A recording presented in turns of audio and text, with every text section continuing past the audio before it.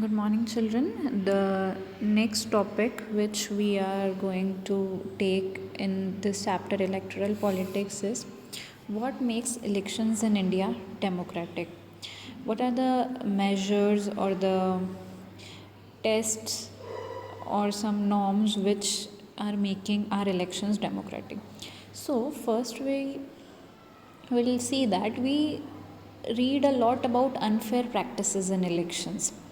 There are so many newspapers and television reports which often refer to such allegations that some malpractices are being done in the elections, and usually they are the reports of inclusions of false names in the voters list, or misusing the government facilities and officials by the ruling party, or the excessive use of the money by the rich candidates and the big political parties, or they can be the intimidation of voters and rigging on the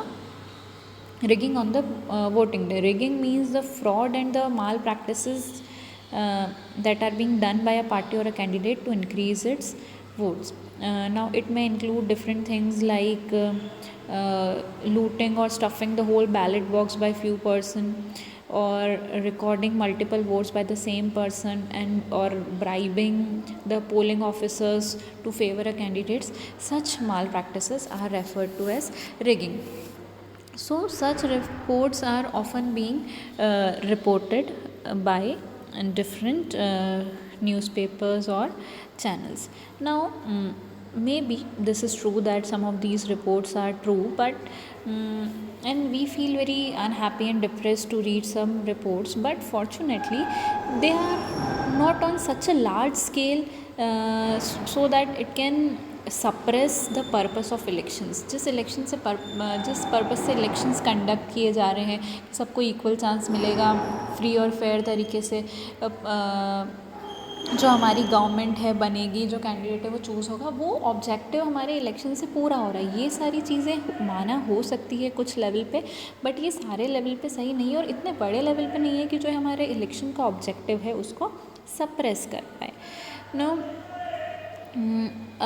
if we look at a simple question, that can a party win an election and come to power not because it has popular support but through electoral malpractices? So this is very important question कि one question is asked here कि क्या कोई party सिर्फ माल practices या कुछ false means use करके power में आ सकती है, या फिर क्योंकि वो पॉपुलर थी, क्योंकि उसके पास सपोर्ट था इसलिए वो पावर में आई है। सो ऑब्वियसली माल प्रैक्टिसेस हो सकता है 1-2%, 5% की गई हो, but rest 95% depends completely upon the popularity and the support of the public. Now here some aspects are being given in order to examine that the elections in India are democratic or not. So first is Independent Election Commission. Now this is a very simple way of checking that whether the elections are being done in free and fair manner or not. So the questions which is being asked here, that are the elections which are being conducted independent of the government, or the government or the ruling party can influence or pressurize them, or do they have enough powers to be able to conduct free and fair elections? Do they actually use this powers? There are many questions कि जो क्या government है वो हमारे election process को influence कर सकती है, क्योंकि वो रूलिंग पार्टी है, क्या उनके पास कुछ ऐसी पावर्स है कि वो रिजल्ट्स को चेंज कर सकती है?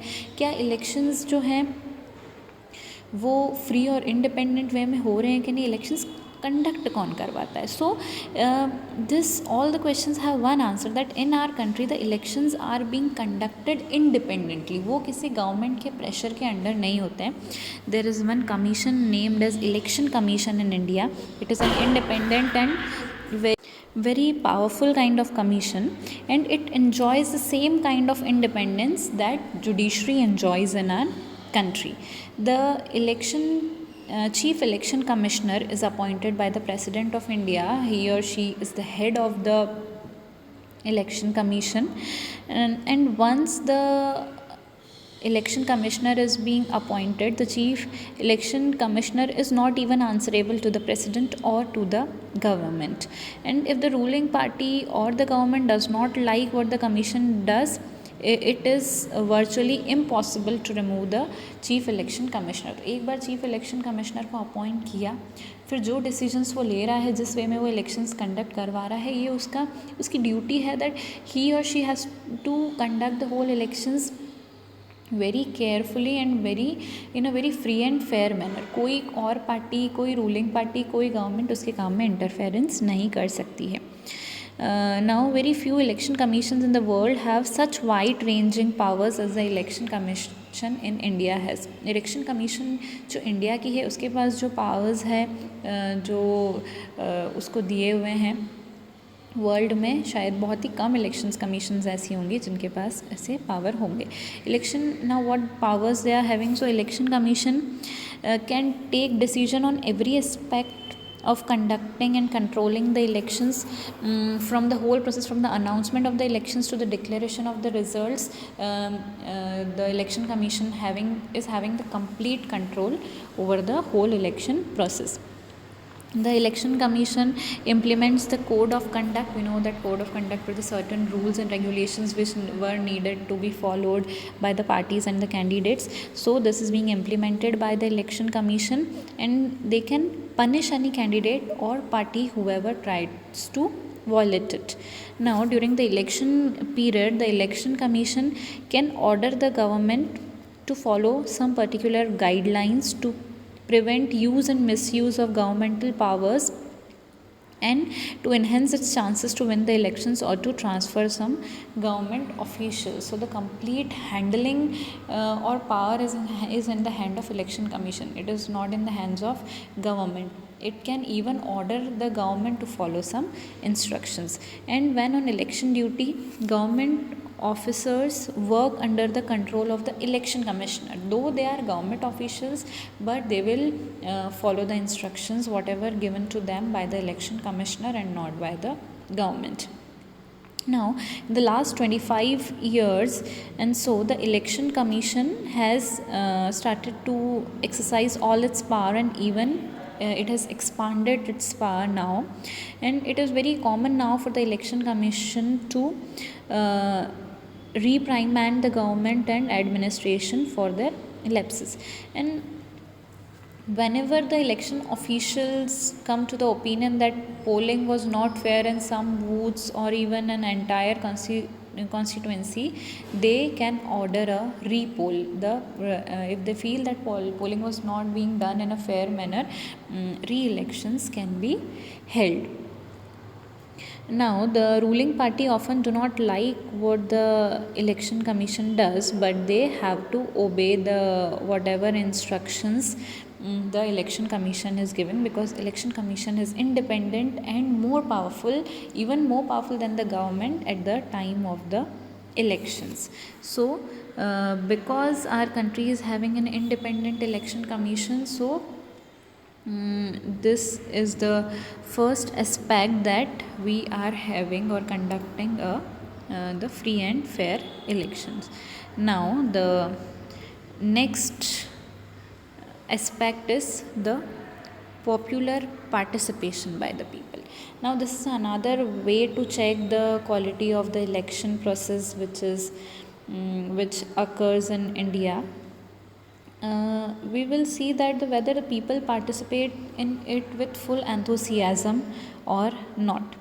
बिकॉज अगर इलेक्शंस फ्री और फेयर तरीके से नहीं होंगे तो लोग एक बार वोट करेंगे, 2 बार वोट करेंगे, लेकिन जब उनको पता चल जाएगा कि यार ये तो फ्री और फेयर तरीके से हो ही नहीं रहे हैं, वोटिंग और सपोर्ट किसी और पार्टी को जा रहा है और कोई और पार्टी जीत रही है, तो लोगों को समझ में आने लगेगा.